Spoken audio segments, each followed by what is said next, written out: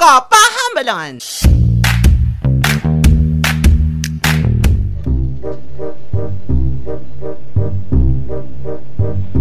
Ay, anak, ari ka na galit. Nag-abot ka na. Ay, anak, kabalo ko nga kapoy ka. Gusto mo magkape? Sige. Sige. May bago kita katimbang sa bungi. Bago na itong yayaya. Si Bibing. Beng! Beng! Yes, madam! Palapit na ng direct. Madam, ano tani? Beng, si Toto mo, Victor. Tintayan na siya sa kape, ha? Kay kapoy siya. Gusto niya mag-inom sa kape. Victor, si Bibing ang magutang yaya. Hi, Victor! Ma, ano ito magutang nga yaya? Kailangan naman ito. Dadaan mo matututo. Tapos ang buhok wala kapusay. Tapos ang kuko tulokon mo damo baong. Tapos ang ilong damo biro. Ha? Tani pa pababa maging kuha mo. Wilaw-wilaw ay doon si Bakitang tsura. Pangita pala namin man ang guwapa man. Naganahan man ta.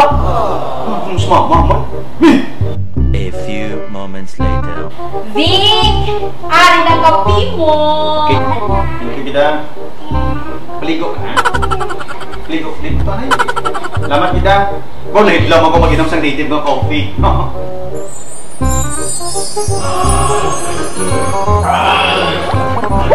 Wow! Grabe!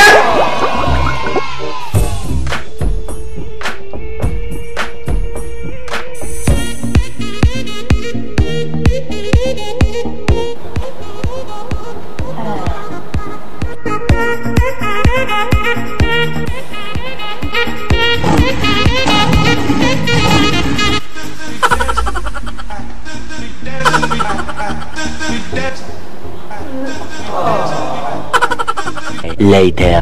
Ha? Kapag kapagay sa timbang tanong? Oo, ma.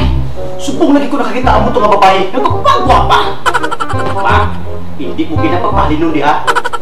Promise ma, bisan ako pang babae ka na bulan sa iya. Basta hindi pa na di papalinon ma. Oo na ma, baka na yan. Ako na nasab. Ako na na ma. Pati ka. Gana ka pahambalan.